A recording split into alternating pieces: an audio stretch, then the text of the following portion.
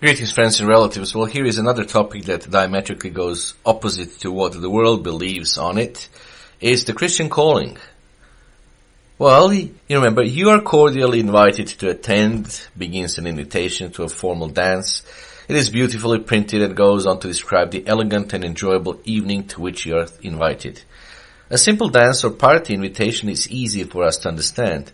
But many people today do not understand how God invites or calls those He wants into His church.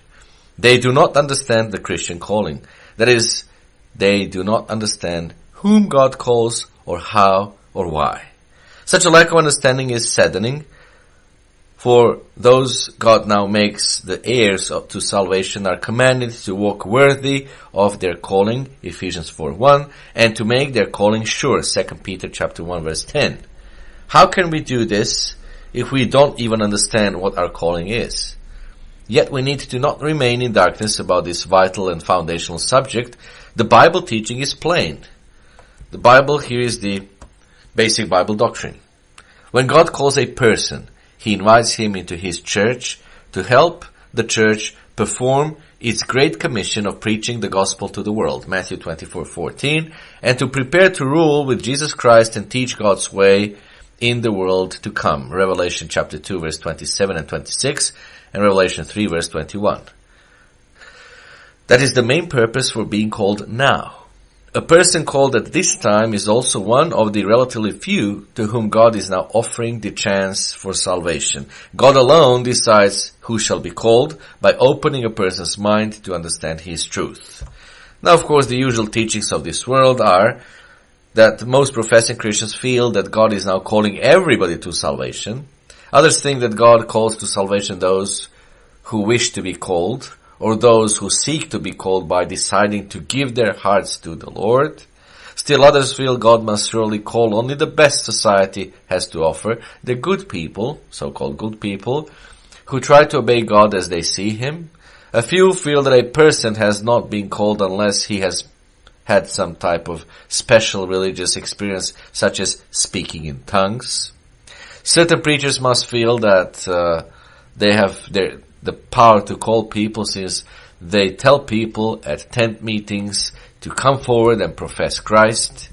And amazingly, all these common teachings in the Protestant world, in nominal Christianity, and all these common impressions are proven false by the Bible.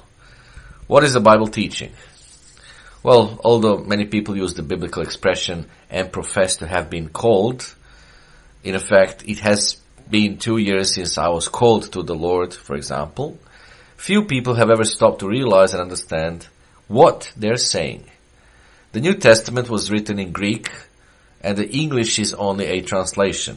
Nonetheless, the English word call well reflects the process described in the Bible.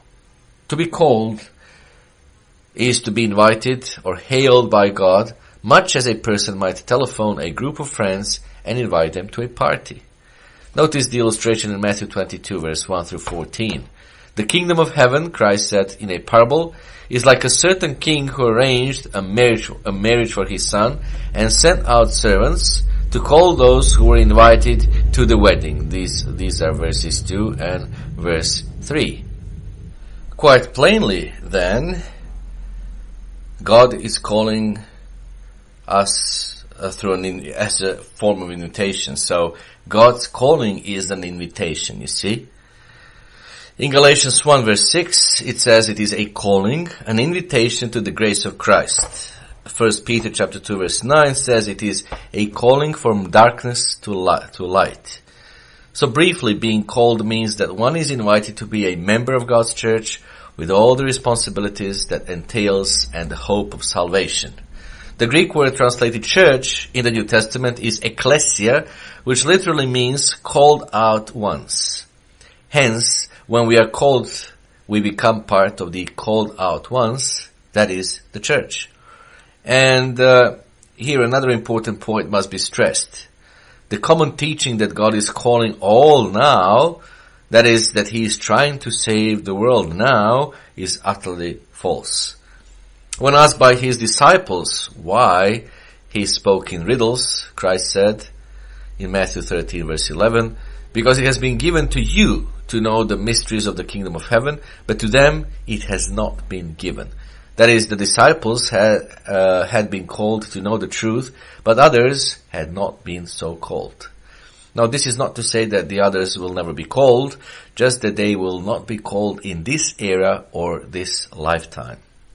Those who are called now, a relative few, are called to help preach the gospel as a witness, Matthew 24:14, and to prepare to be teachers and rulers in the world to come under Christ, when God will begin to call humanity as a whole, Revelation chapter 5 verse 10. God's calling is in part an invitation to salvation now with His church, who then are now being called. Well, Christ makes clear in John 6:44.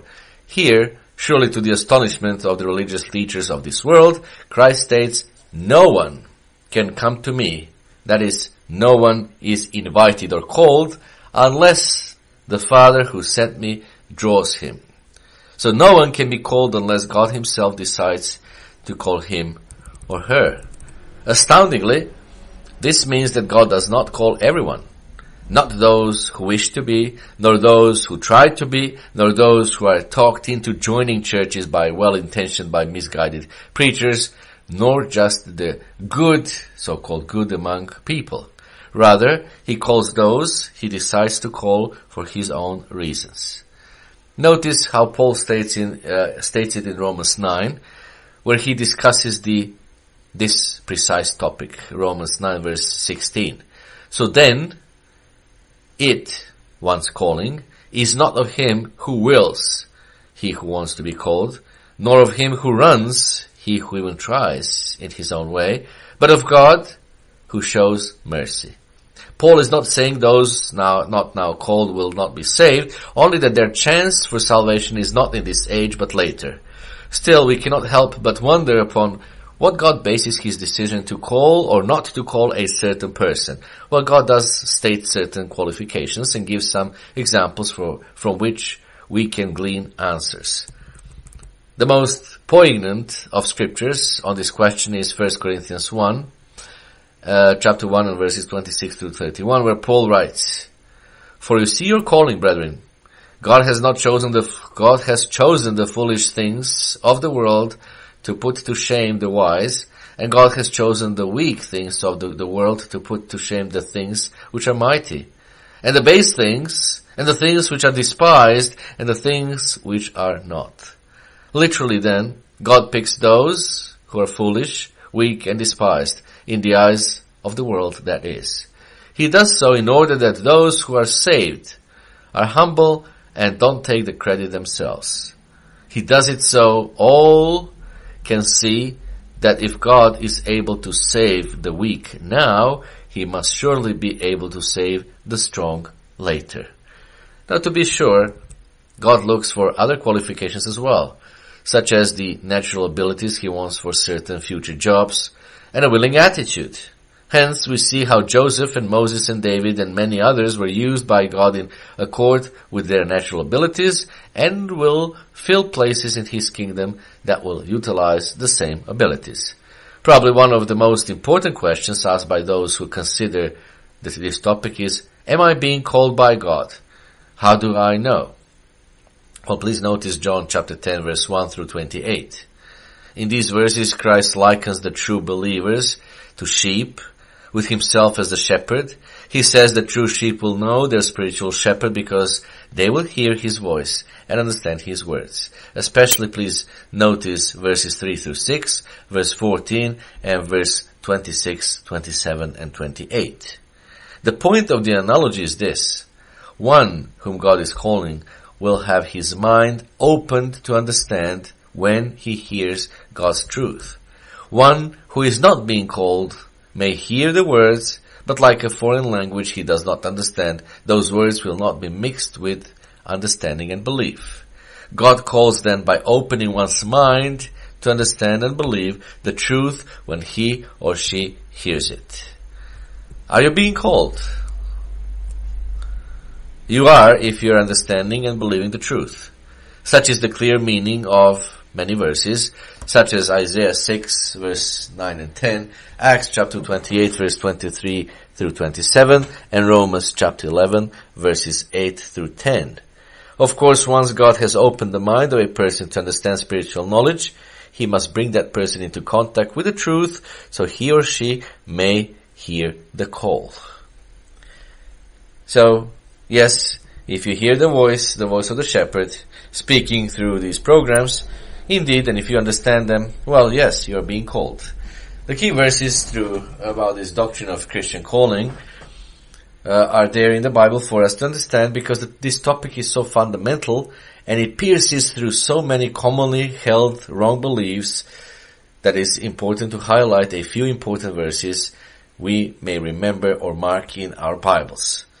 2 Peter chapter 1 verse 10, Christians are commanded to make their calling and election sure. Matthew 22 verse 1 through 14, God's calling is His invitation to become part of His work and prepare for salvation. Now, John 6:44, no one is called unless God initiates the call.